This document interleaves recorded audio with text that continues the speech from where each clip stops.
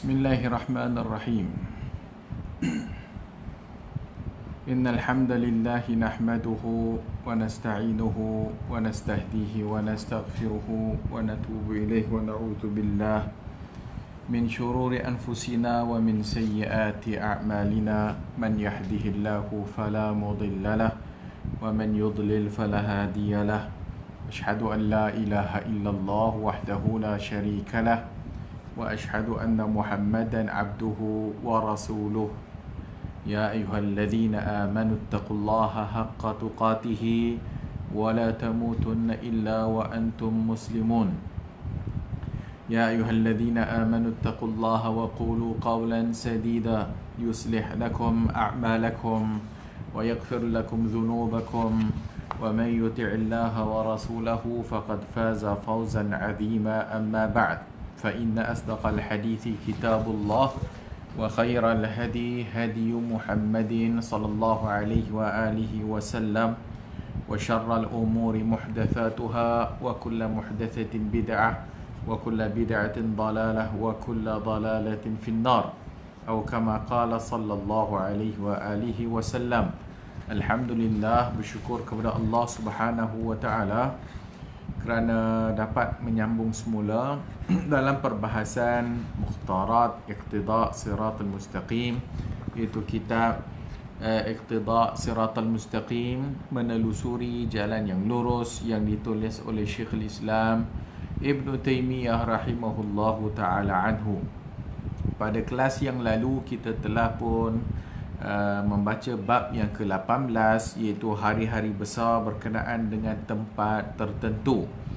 Dan hari-hari besar bermaksud hari-hari yang dijadikan perayaan, hari-hari yang dijadikan suatu yang dianggap ataupun yang diiktikadkan, yang dipercayai bahawa ia ada kelebihan, maka itu maksud hari-hari besar.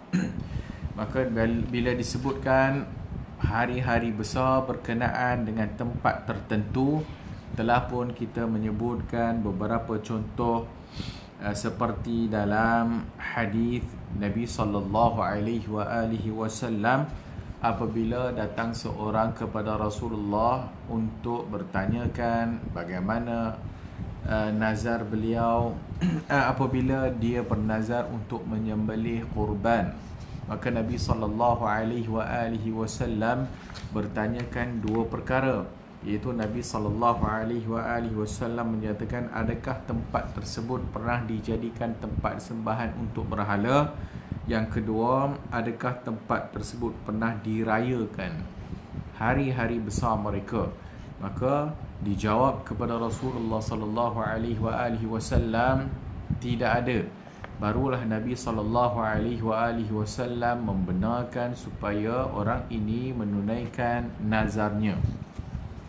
Kemudian telah pun kita membacakan riwayat hadis Rasulullah SAW, qatalallahu al-yahuda wan nasara ittakhadhu qubur anbiya'ihim masajid.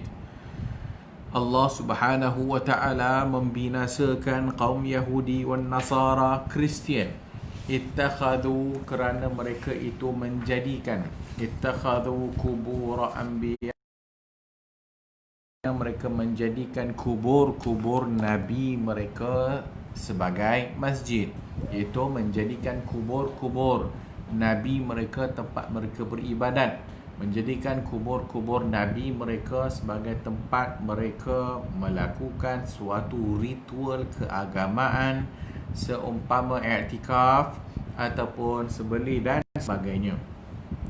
Dan telah disebut bahawasanya Allah Subhanahu wa ta'ala melaknat Yahudi dan Kristian atas perbuatan tersebut berdasarkan hadis Aisyah radhiyallahu anha, bahawasanya Rasulullah sallallahu alaihi wasallam bersabda pada ketika Nabi sallallahu alaihi wasallam sakit, dan sakit itu menyebabkan Rasulullah sallallahu alaihi wasallam wafat. 5 hari sebelum Nabi wafat, Nabi mengingatkan kepada umat, la'anallahu al-yahuda wan nasara, laknat Allah ke atas Yahudi dan Kristian, ittakhadhu kubur anbiya'ihim masajida, kerana mereka menjadikan kubur-kubur Nabi mereka sebagai masjid. Walaula dhalika la abrazu qabrahu ghaira annahu khashiya an yattakhidha masjida. Jadi hadis-hadis ini telah pun kita sebut pada bab yang ke-18 yang lalu. Dengan demikian bahawasanya para salaf radhiyallahu anhum ajma'in tidak pernah kenal ritual ataupun tidak pernah melakukan ataupun mengikrarkan perbuatan menjadikan kubur-kubur Nabi sebagai masjid. Bahkan kalau dibahaskan lagi tentang perbahasan ini, bahawasanya para ulama mengharamkan untuk salat di dalam masjid yang ada di dalamnya kuburan. Kerana di dalam Islam ataupun di dalam syariat Nabi SAW, kubur tidak boleh bersatu dengan masjid. Dalam syariat kita ni, syariat Islam, bahawasanya kubur tidak boleh bersatu dengan masjid. Kubur hendaklah dipisahkan daripada masjid dan begitu sebaliknya. Sehingga kan fatwa-fatwa para ulama, kalau sekiranya masjid-masjid yang ada di dalamnya kuburan, sehingga Imam Ahmad dan sebagainya menyatakan bahawa salat mereka tidak sah. Sebahagian ataupun jumhur menyatakan bahawasanya salat mereka sah, tapi ma'a karahah, bersama dengan makruh dan berdosa kalau sekiranya salat di dalam masjid yang ada kuburan. Sehingga lagi fatwa-fatwa para ulama ahli sunnah wal jamaah, kalau sekiranya masjid tersebut ada bersamanya atau ada bersama di dalamnya kuburan, maka dilihat kalau sekiranya asal tempat itu adalah masjid kemudian datang kubur, asalnya masjid kemudian dijadikan tempat atau ditanam mayat di dalamnya, maka hendaklah digali semula mayat yang berada ataupun ditanam di dalam masjid itu, hendaklah digali dan ditanam di kawasan perkuburan.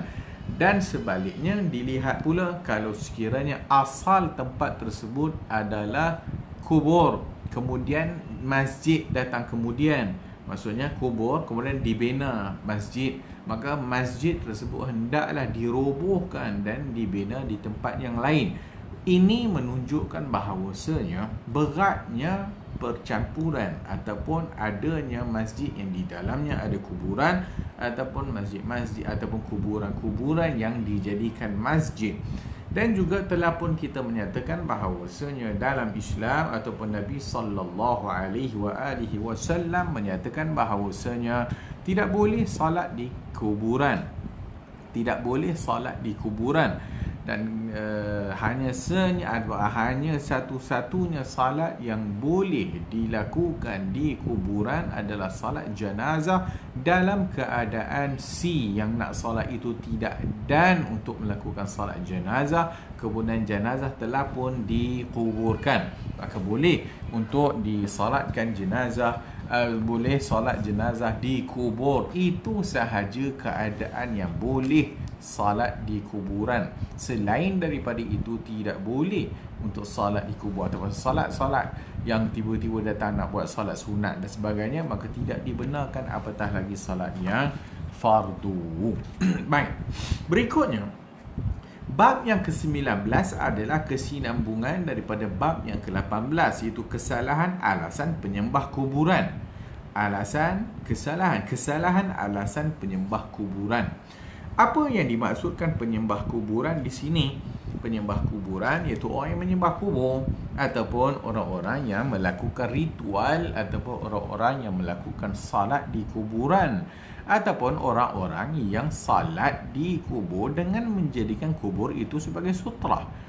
Adakah di sana di sana terdapat juga perbahasan bahawasanya kalau kita melihat kepada bab sutrah dalam salat, kubur tak boleh dijadikan sutrah.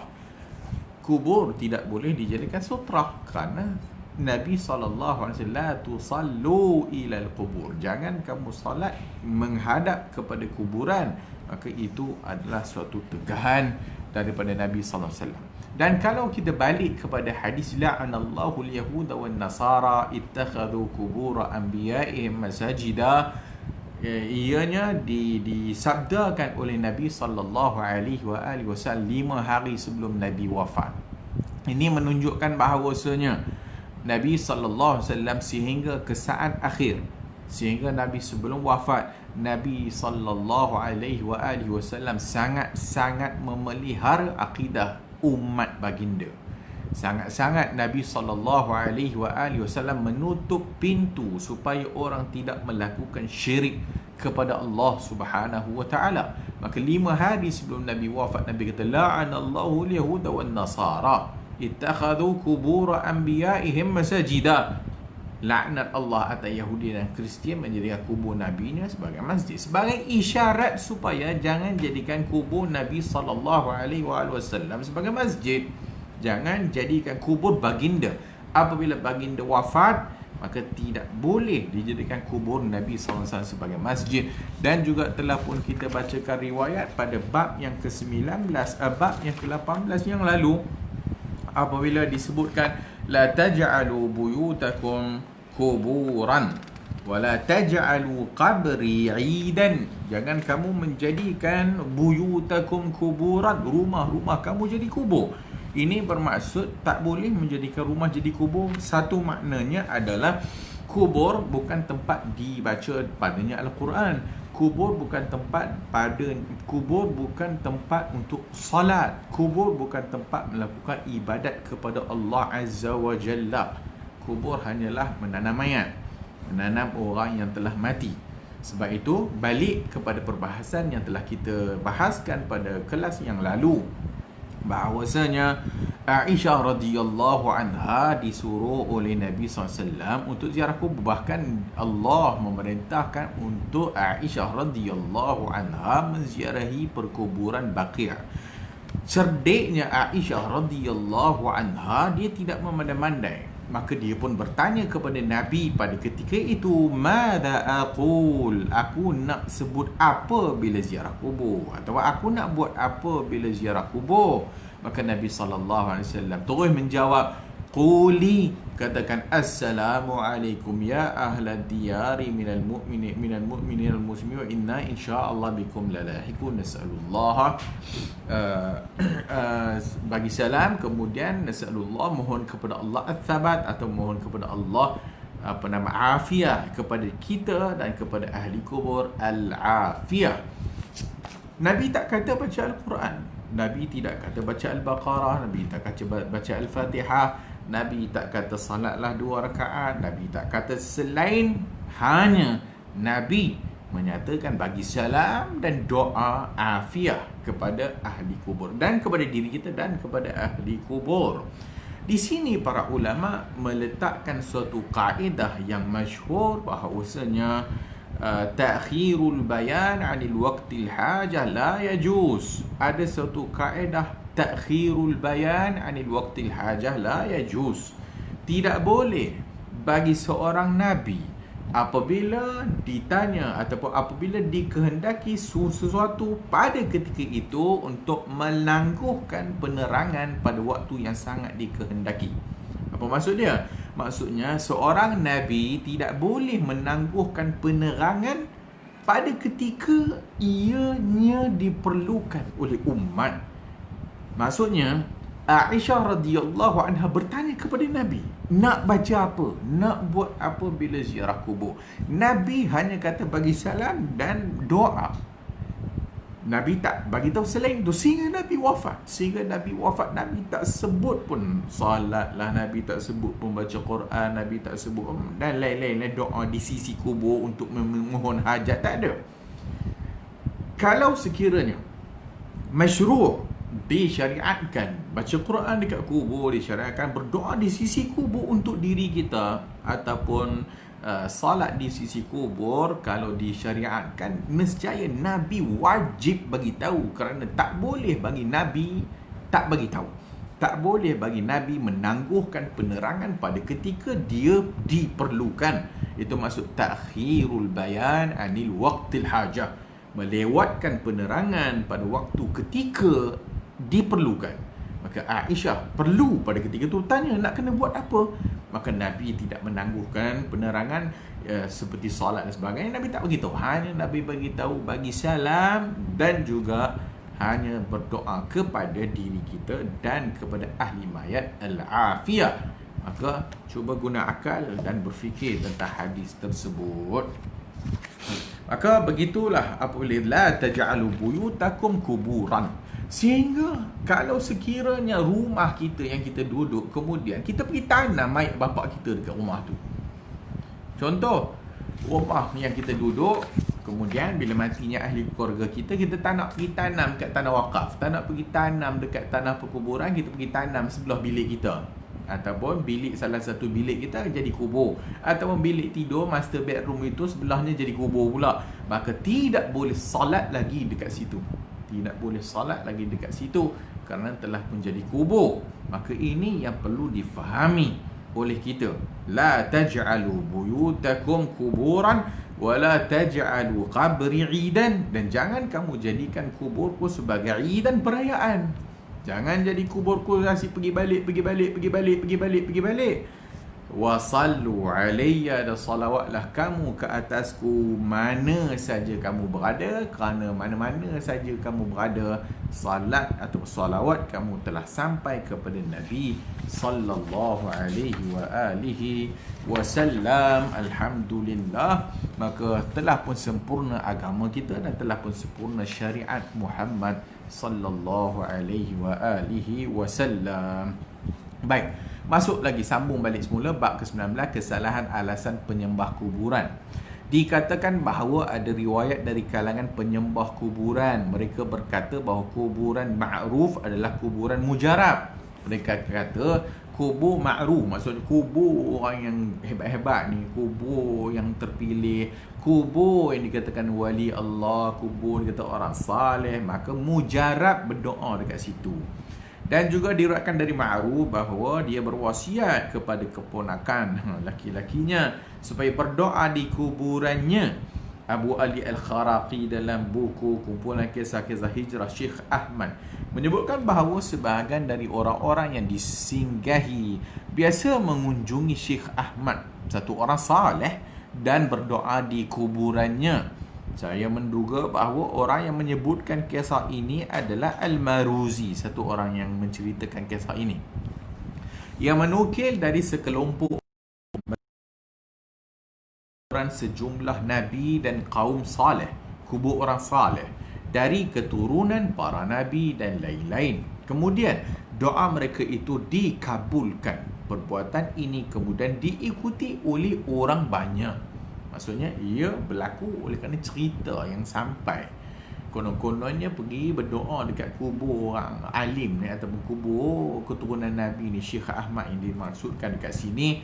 Maka dia kata doanya dimakbulkan oleh Allah Azza wa Jalla. Para pengarang generasi kemudian, ada yang ketika menyusun buku manasik haji menyebut bahawa jika ziarah ke kubur Nabi sallallahu alaihi wasallam, ia berdoa di samping kubur baginda. Sebahagian penulis lain menyebutkan bahawa orang yang membaca salawat 70 kali di kubur Nabi sallallahu alaihi wasallam dan berdoa di tempat itu, maksudnya dekat kubur Nabi tu, maka doanya akan dimakbulkan oleh Allah Azza wa Jalla. Sebahagian lain lagi menyebutkan keutamaan berdoa di kuburan beberapa orang syekh. Ada lagi suatu kaum yang menganggap doanya di kuburan-kuburan tertentu mustajab, seperti kubur Syekh Abdul Faraj Al-Shirazi, Al-Maqdisi dan syekh yang lainnya. Ini semua ma'ruf lah. Mana-mana kubur orang alim ke, kubur ulama ke, inilah yang berlaku sehingga ke zaman kita pada hari ini.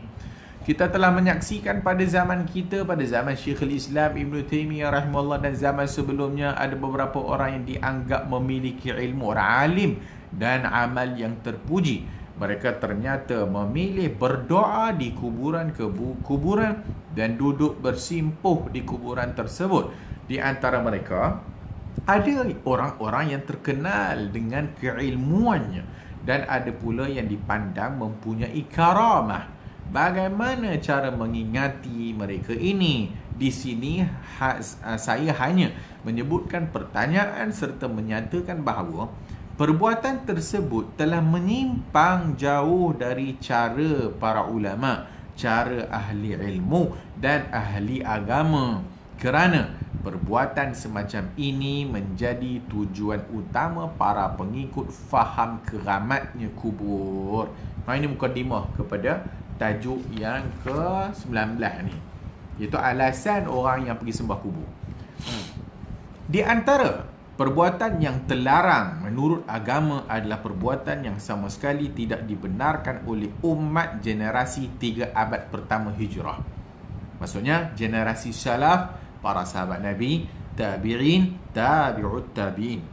Maka dikata di antara perbuatan yang terlarang menurut agama adalah perbuatan yang sama sekali tak dibenarkan oleh para salaf, generasi yang awal. Sepanjang yang kami ketahui, generasi yang mendapat pujian Rasulullah sallallahu alaihi wasallam berdasarkan hadis khairu ummati al-qarni, iaitu sebaik-baik umat adalah kurunku alladhi bu'istu fihi, iaitu kurun di mana aku diutuskan. Maksud kurun Nabi dan para sahabat Rasulullah. Summal lazina yalunahum, summal lazina yalunahum, kemudian generasi berikutnya, generasi berikutnya tabi'in, tabi'ut tabi'in. Hadis Bukhari.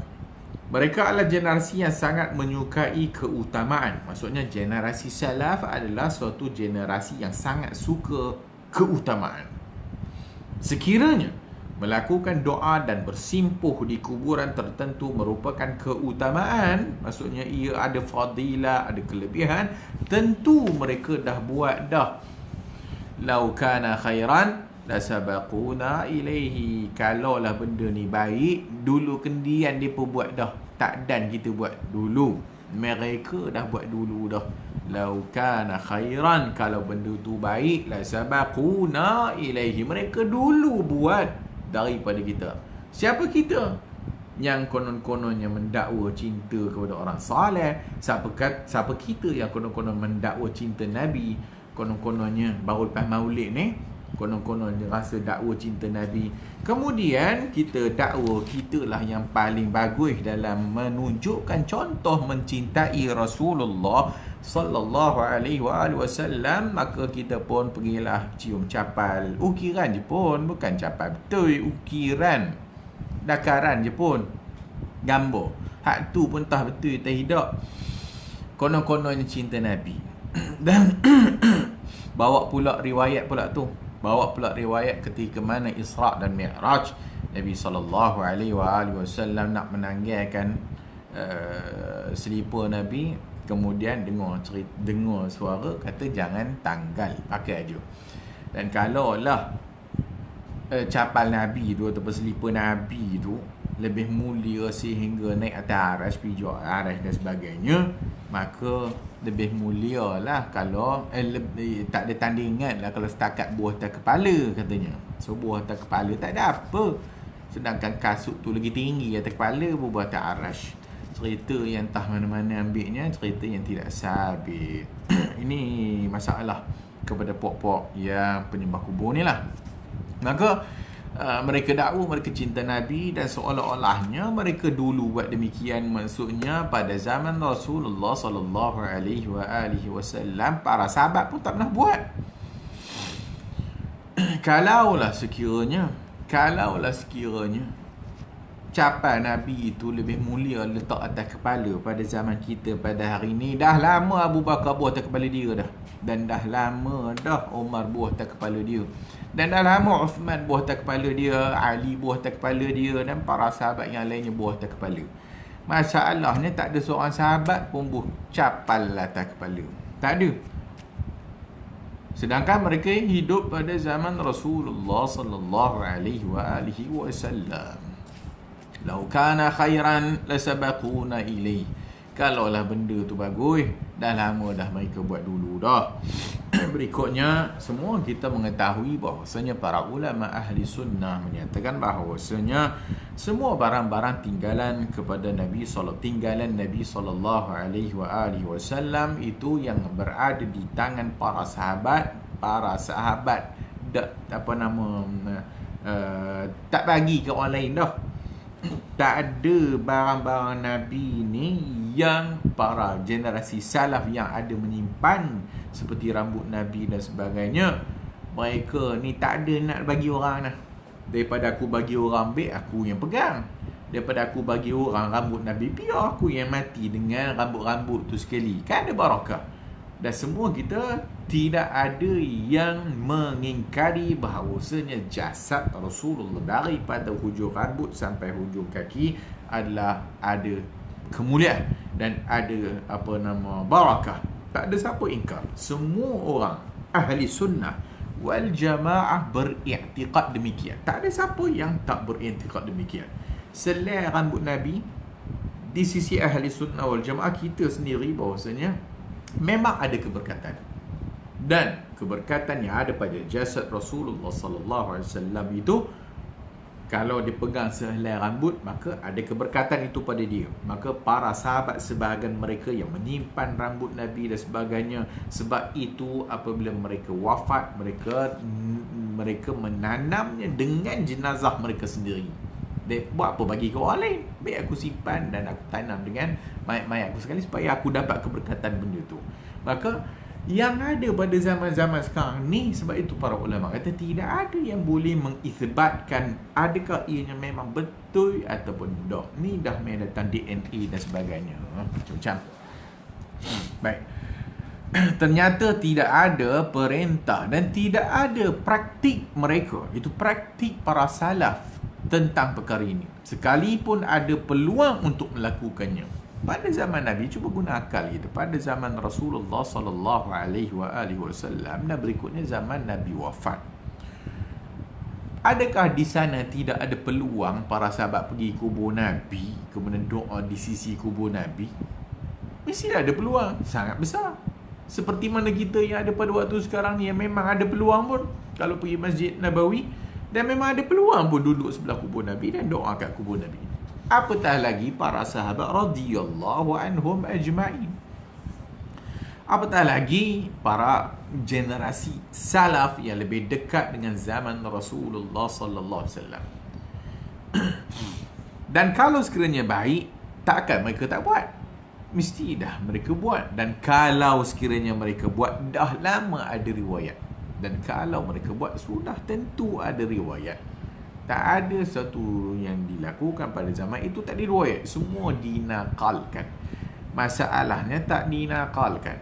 Berlaku perang Jamal dan perang Siffin antara orang Islam, ketika mana berlakunya fitnah antara Aisyah radhiyallahu anha ummul mukminin dengan Ali radhiyallahu.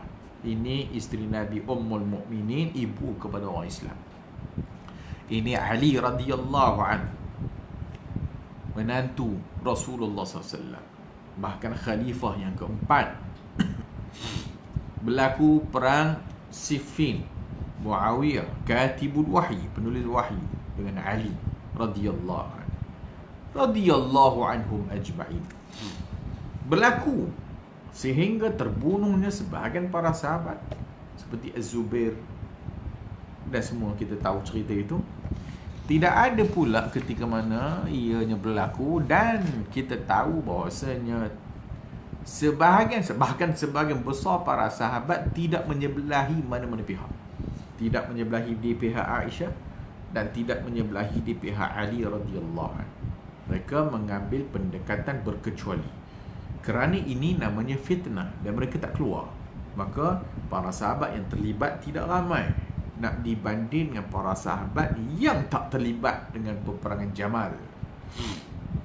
Dan ketika mana yang tak terlibat ataupun yang terlibat, tak ada siapa pun pergi kubur Nabi mengadu kat sebelah kubur Nabi ni, wahai Rasulullah, apa dah jadi dengan orang Islam ni, wahai Rasulullah, wahai Rasulullah, boleh tak kau tunjukkan kepada kami hak mana satu hak yang benar? Kami ni nak ikut yang mana satu? Kami ni nak ikut Aisyah radhiyallahu anha ke, ataupun kami ni nak ikut Ali radhiyallahu anhu? Tak ada siapa buat demikian. Tiba-tiba orang zaman sekarang lebih dulu dah terbalik. lau kana khairan, kalau benda tu baik depa buat dulu orang zaman sekarang, maka ini tidak masuk akal. Baik, sekalipun ada peluang untuk melakukannya, mereka berpeluang sangat untuk melakukannya, tapi mereka tak buat. Kalau memang berdoa dan bersimpuh di kuburan merupakan keutamaan, ada fadilat, kelebihan, sudah tentu ada keterangan agama yang menunjukkannya. Baik. Pada generasi sesudahnya terjadi perbezaan pendapat di antara umat. Maksudnya pada generasi salaf tak berlaku khilaf. Pada generasi salaf mereka semua tahu benda ni tidak sunnah. Mereka tahu benda ni tidak masyru', pergi kubur Nabi untuk pergi doa di sisi kubur Nabi untuk memohon hajat. Tak ada siapa pun pergi kubur dengan i'tiqad boleh mustajab dengan kubur Nabi. Tiba-tiba macam orang zaman sekarang macam-macam cerita pergi kubur Nabi, dia keluar tangan salam dengan dia, sebab tu bila balik Mekah tangan dia berbalut, macam-macam cerita merepek. So generasi salaf tak pernah pun berlaku demikian. Pada generasi sesudahnya terjadi perbezaan pendapat. Lepas daripada generasi salaf berlaku khilaf. Lepas daripada generasi salaf, lepas sahabat tak ada, tabi'in, tabi'ut tabi'in, lepas daripada generasi itu berlaku khilaf. Pada zaman sebelum tak ada khilaf. Semua orang tak pergi dan tak buat benda ni sebab tak diajar. Kita dah sebut Imam Malik rahimahullah. Imam Malik, Imam Ahlul Madinah, Imam Darul Hijrah. Imam Malik dalam usul mazhabnya mengguna pakai amalan ahli Madinah. Kita dah sebut perkara ni. Imam Allah antara usul mazhabnya, dalam mazhabnya memakai antara salah satu dalil syarak. Maksudnya dalam salah satu dari dalil syarak amal ahli Madinah maksudnya orang Madinah ni kalau buat, maksudnya sunnah. Orang Madinah kalau tak buat, ia tak sunnah. Tak ada satu pun Imam Malik dalam waktu dia kata dengan dia mengambil amal ahli Madinah tu, tak ada satu orang Madinah pun buat. Maka Imam Malik pada zaman Imam Malik rahimahullah, maka benda ni tak ada. Tiba-tiba zaman yang berikutnya berlaku khilaf. Sebahagian besar dari ulama' dan golongan siddiqi melakukan hal itu. Sebahagian ulama' ataupun yang menisbahkan diri kepada ulama' ataupun ilmu, dan juga sebahagian orang saleh buat benda ni. Tetapi sebahagian lagi melarang.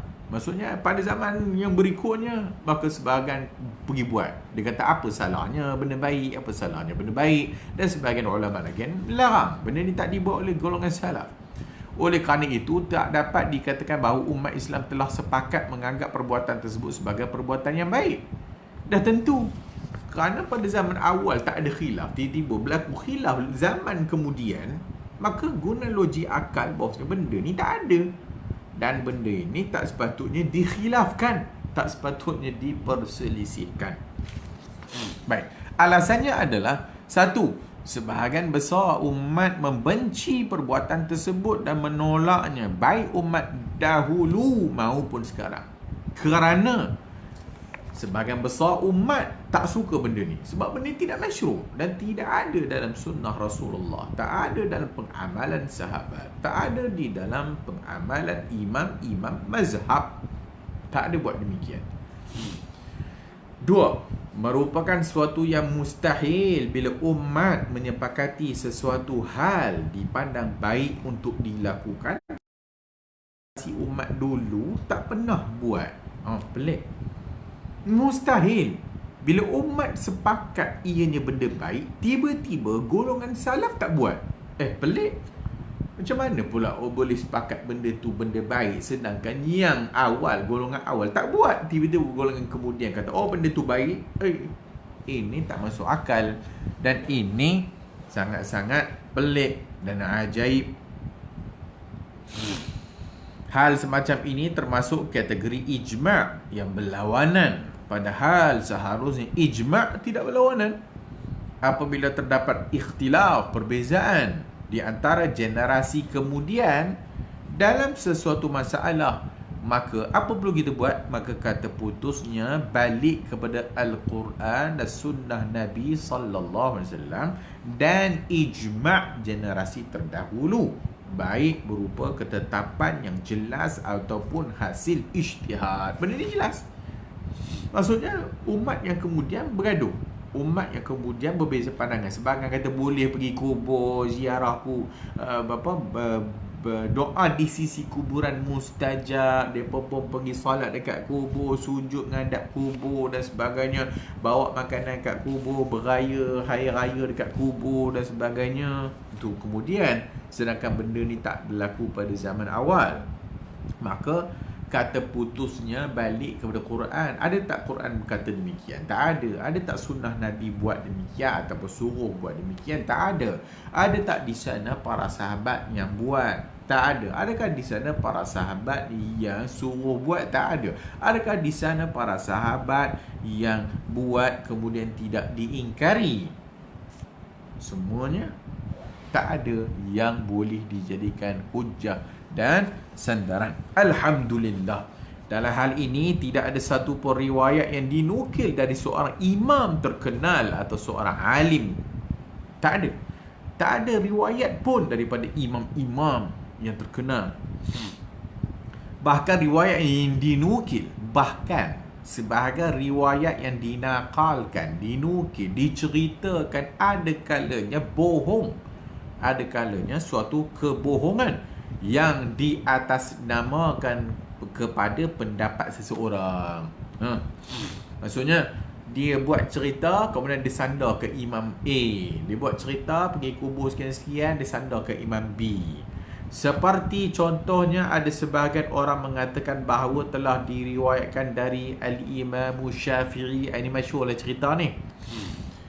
Ada orang kata, dan diriwayatkan dari Al-Imam Syafi'i, beliau pernah berkata, apabila saya mendapat kesulitan besar, maksud ada problem besar, maka aku pun datang dan berdoa kubur Abu Hanifah. Orang buat cerita lah. Ada riwayat kata Al-Imam Syafi'i rahimahullah, bila ada problem yang susah nak diselesaikan ataupun problem yang sulit ataupun problem besar, maka dia pun pergi kubur Abu Hanifah. Bantahan terhadap masalah ini adalah bahawa riwayat ini bohong, riwayat ini dusta, dan kedustaannya mudah diketahui oleh orang-orang yang sedikit mengerti hal ihwal riwayat. Maksudnya cerita ni bohong, sehingga orang tak berapa nak alim hadis pun boleh tahu cerita ni bohong. Kerana tak kala Imam Syafi'i datang ke Baghdad, di Baghdad belum ada satu pun kuburan yang boleh dipergunakan sebagai tempat berdoa. Maksudnya ketika mana Imam Syafi'i sampai kat Baghdad, pada ketika itu belum ada lagi orang buat perkara demikian. Tak ada orang buat macam pergi kubur dan sebagainya. Dan tak ada pun kuburan yang digunakan atau dibuat sebagai tempat berdoa. Tak ada pada zaman Al-Imam Syafi'i sampai kat Baghdad. Bahkan di masa hidup Syafi'i, hal semacam ini sama sekali tak pernah ada dan tak pernah dikenal. Al-Imam Syafi'i pernah melihat sebahagian dari kuburan para Nabi. Al-Imam Syafi'i pernah tengok kubur para Nabi sebahagiannya.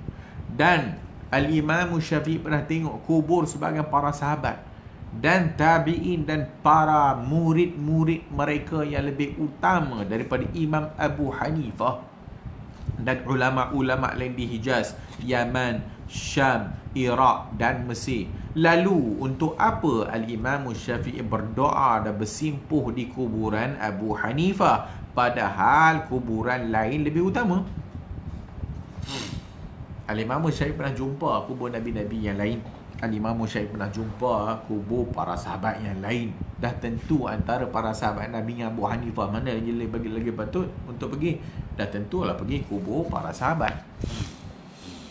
Dan antara kubur sahabat dan kubur Nabi, tak kira lah mana-mana Nabi pun, dah tentulah kubur Nabi patut dipergi. Bahkan kubur Nabi Muhammad ada je. Kubur Nabi lain mungkin lah orang kata kubur Nabi lain mana ada yang pasti. Kubur Nabi Muhammad pasti ada Imam Syafi'i buat? Tak ada. Murid-murid Abu Hanifah yang berjumpa dengan beliau seperti Imam Abu Yusuf, Muhammad Zufar, Muhammad Al-Syaibani, Zufar, Hasan bin Zayyad dan orang-orang seangkatannya sama sekali tidak pernah memilih untuk berdoa di kubur Abu Hanifah. Anak-anak murid Abu Hanifah, Imam Abu Yusuf, Al-Imam Syafi'i tak dan jumpa dengan Abu Hanifah. Maka dia belajar dengan Imam Abu Yusuf, anak murid kepada Al-Imam Abu Hanifah. Dan anak-anak murid orang kanan Imam Abu Hanifah pun tak buat perangai macam tu. Dan kubu yang lainnya, orang-orang yang membuat kisah-kisah semacam ini hanyalah orang yang dangkal ilmu dan agamanya. Boleh jadi penukir riwayat-riwayat macam ni berasal dari orang yang tidak dikenali, majhul, tak tahu siapa. Jika kisah semacam ini diriwayatkan dari Nabi SAW sekalipun, kita tidak dibenarkan untuk mengambilnya sebelum terbukti sahihnya. Ini disiplin. Dan kalau ada hadis daripada Nabi sendiri, Nabi kata, pergilah kamu tawaf kubur 7 kali, pergilah kamu kepada kubur fulan bin fulan, esok bila aku mati datanglah kat kubur aku, mintalah kat kubur aku. Maka kalau ada sekalipun, dah tentu mesti dicek adakah sahih atau tidak. Apalagi riwayat kalau berasal selain daripada Nabi. Kalaulah riwayat dari Nabi pun ditengok adakah sahih ke tak sahih ke, tengok dia punya riwayat boleh pakai ke tak boleh pakai. Maka kalau riwayat selain Nabi, maksudnya disandar kat Imam Syafi'i, riwayat disandar kat Abu Hanifah, riwayat disandar kat Imam Malik, disandar kat imam itu, imam ni, imam tu, imam ni, maka dah tentulah lebih-lebih lagi lah perlu dicek adakah riwayat-riwayat tersebut sahih atau tidak.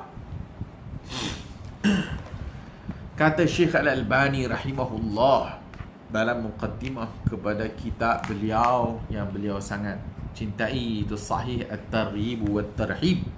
Sahih At-Targhib wa At-Tarhib, Sahih kitab At-Targhib wa At-Tarhib oleh Imam Al-Munziri. Dalam muqaddimah tab'ah dia, tab'ah pertama dia tu, dia ada sebut min turuqil mubtadi'ah al-i'timadu 'ala al-ahadisil wahiyah.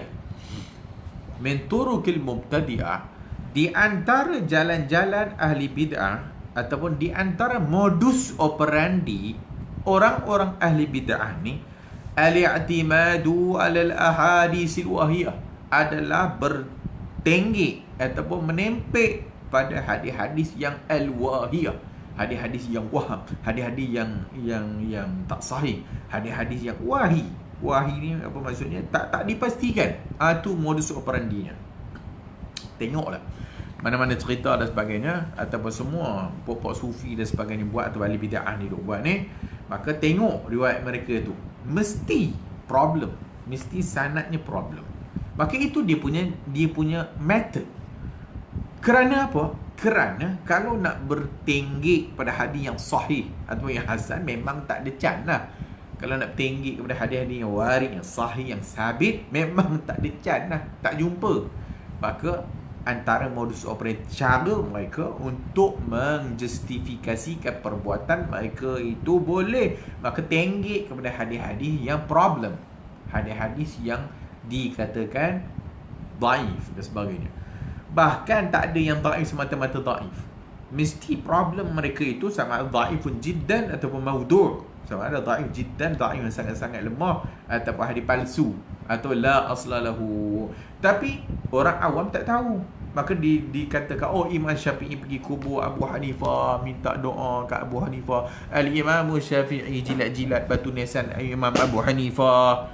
Boleh aja buat cerita demikian kerana orang awam tak tahu.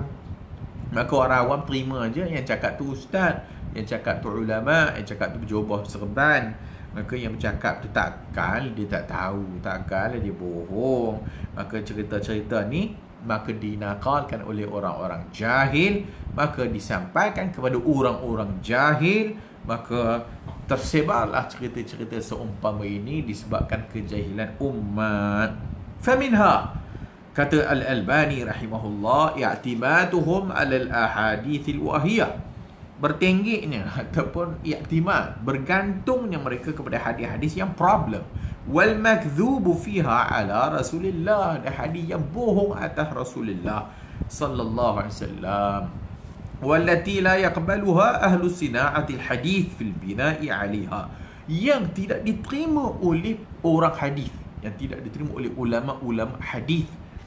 Ka hadis iktihali yaumi Ashura, seumpama hadis pakai celak pada hari Ashura, hadis ikramud dikil abyad, hadis memuliakan ayam putih, hadis makan terung ikut apa yang diniatkan, dan hadis ketika mana Nabi sallallahu alaihi wasallam tawajud wahtaz inda sima'. Nabi sallallahu alaihi wasallam tawajud ni maksudnya macam puak-puak sufi zikir tu. Bila puak-puak sufi zikir tu macam dah hilang, tenggelam dalam alam mereka tu ketika mana zikir. Maka depa kata Nabi sallallahu alaihi wasallam ketika mana pergi majlis Ansar dan berzikir sehingga terkoyak baju macam-macam, hatta saqatar rida'an mankibai, sehingga jatuh rida Nabi daripada bahu Nabi. Macam-macam cerita daripada sandar. Wa ma ashbahu dhalika, yang dan hadis-hadis yang fa inna amsalu hadhil ahadits ala ma huwa ma'lum la yanbani 'alaiha hukum. Dan hadis-hadis yang dan seumpama dia itu tak dibina hukum pun atasnya, maksud palsu dan sebagainya.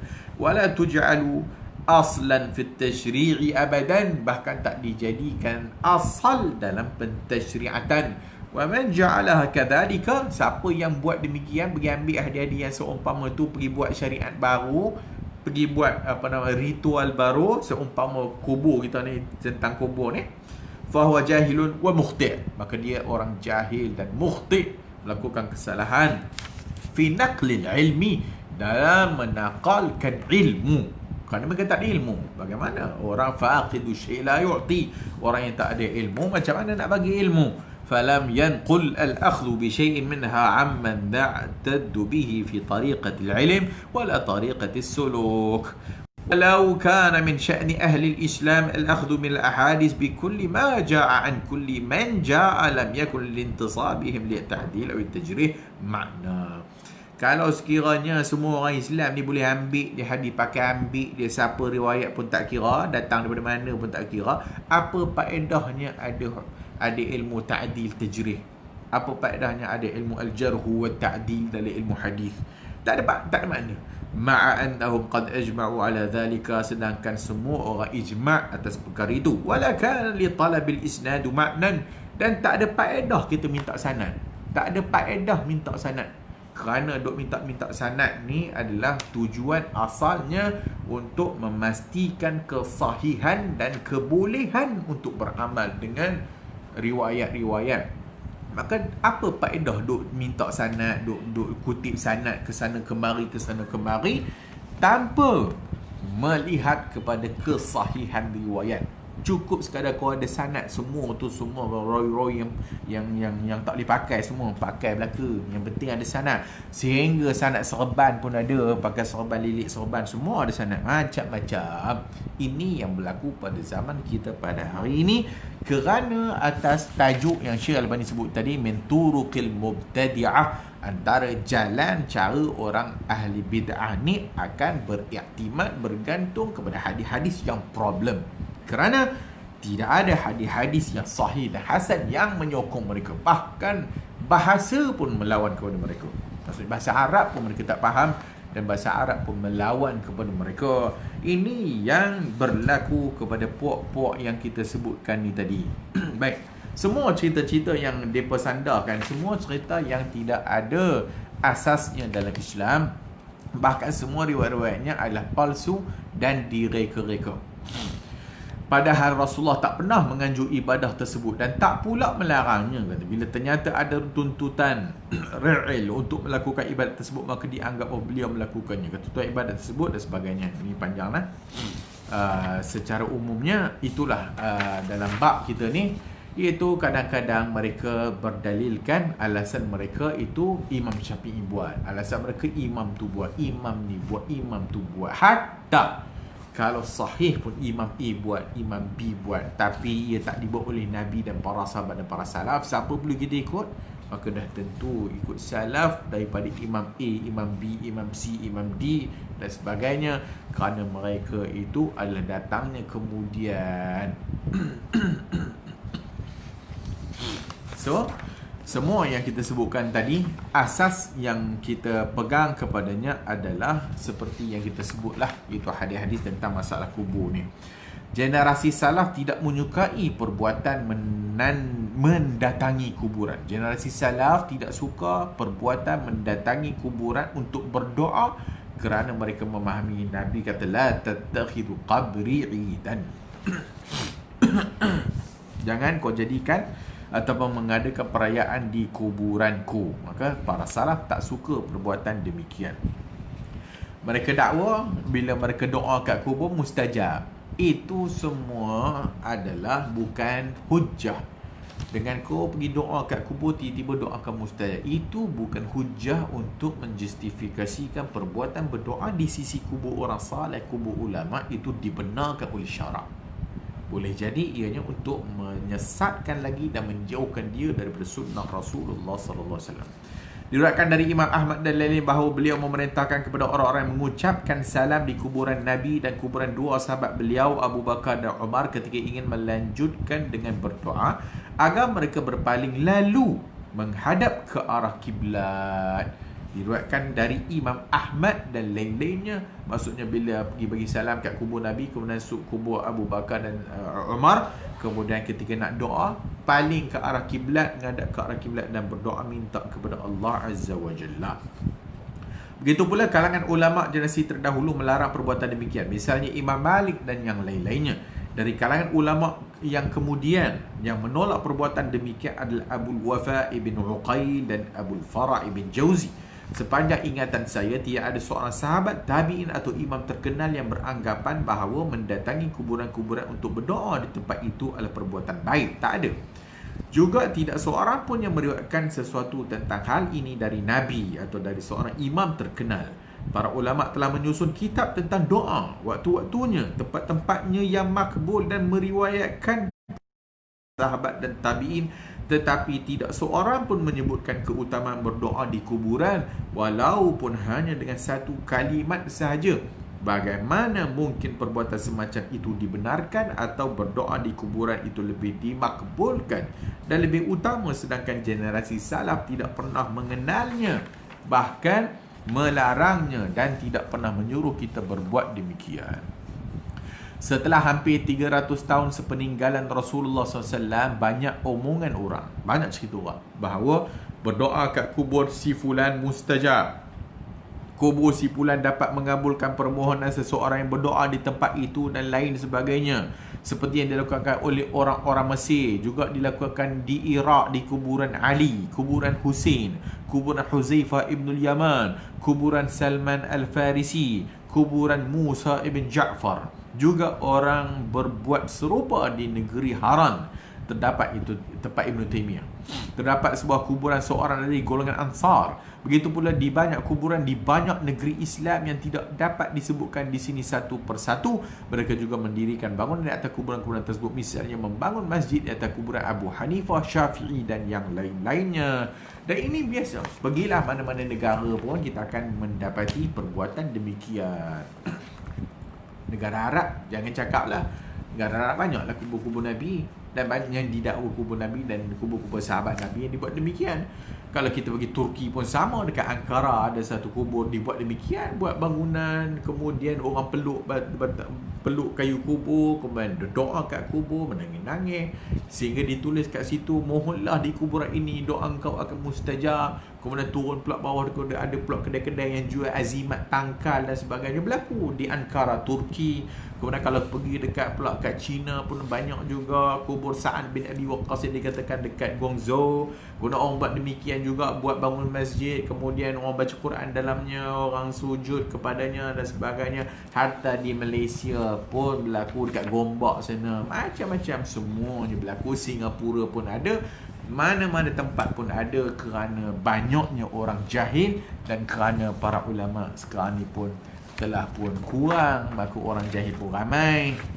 Maka para ulama juga dimatikan oleh Allah Azza wa Jalla, dan itu musibah buat umat. Maka bila para ulama banyak yang wafat dan sebagainya, ittakhadhu, maka mereka pun mengambil ru'usan juhala, mereka pun mengambil orang jahil, fa'aftau bighairi ilmin, dan fatwa tanpa ilmu, fadallu wa dhallu, maka sesat lagi menyesatkan. Mudah-mudahan Allah Subhanahu wa taala mengampunkan kita semua dan mengampunkan seluruh umat dan memberi hidayah kepada kita dan memberi hidayah kepada orang Islam yang ada, memberi hidayah kepada semua, dan juga mohon kepada Allah Subhanahu wa taala supaya kita yang dah tahu ini, supaya kita dakwah pula kepada orang lain dan kita sampaikan kepada orang lain tentang perbuatan bid'ah ini dan sebagainya. Mudah-mudahan dengan usaha kita buat demikian adalah hujah kita di hadapan Allah Subhanahu wa taala, iaitu telah pun kita bercakap tentang perkara ini dan telah pun kita sampaikan tentang perkara ini.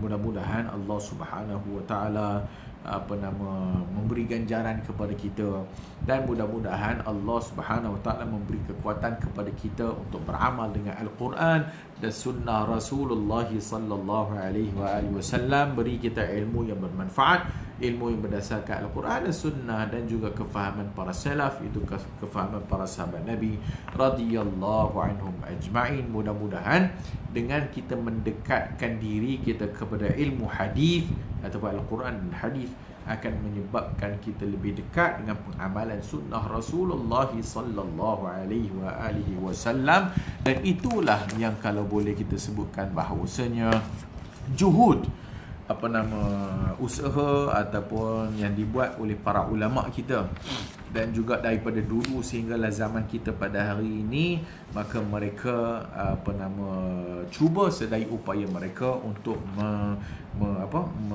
menyampaikan ilmu dan juga melarang bid'ah-bid'ah yang berlaku dan sebagainya.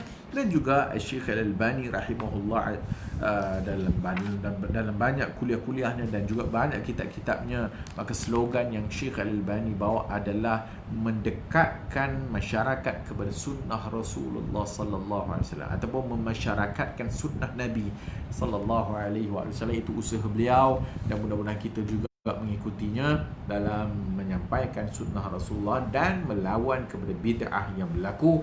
Dan juga tak jauh apa yang berlaku kepada negara kita dalam 2-3 hari ini, yang berlakunya Maulid Nabi sekali lagi, dan berlakunya macam-macam plot cerita dan sebagainya. Yang baru ni kita tengok dalam Facebook, dan baru hari ni kot saya tengok batu sijil pula dah, batu yang dibawa oleh burung ababil pula dah ada pula, tiba-tiba pula jumpa batu sijil pula dah, iaitu dibubuh dalam cermin dan sebagainya, kemudian dibubuh dalam Facebook dan sebagainya.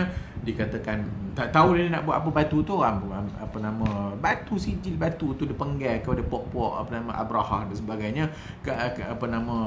Apa faedahnya kalau pergi simpan pula batu tu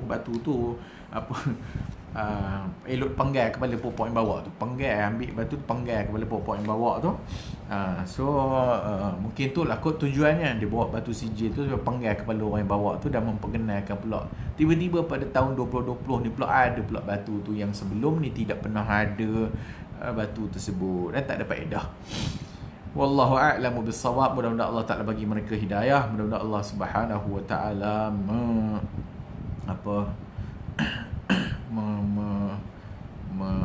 menghilangkan benda-benda macam ni dalam masyarakat kita, khususnya di Malaysia dan sebagainya. Dan ini tugas kita yang berat sekali. Mudah-mudahan Malaysia kita ni ialah ruang lingkup yang kita boleh dan kita cakap dan sebagainya, maka kita sampaikan. Mudah-mudahan benda-benda benda-benda yang tak masuk akal ni ataupun benda-benda yang tak ada faedah ni dapat dihilangkan ataupun dapat kita jelaskan kepada masyarakat, khususnya di Malaysia, tentang benda-benda ini semua. Alhamdulillah kita buat ada medium Facebook dan sebagainya, maka sebarkan perkara-perkara yang merepek ni. Mudah-mudahan itu adalah usaha yang kecil yang kita buat untuk supaya menjauhkan orang daripada bid'ah dan sebagainya, dan juga mendekatkan orang kepada sunnah Rasulullah sallallahu alaihi wasallam. Dan insya-Allah kita jumpa lagi dalam kelas yang akan datang, bab yang ke-20. Insya-Allah kita jumpa lagi. Mudah-mudahan Allah Taala rahmati kita. Subhanakallahumma wa bihamdika asyhadu an la ilaha illa anta astaghfiruka wa atubu ilaik.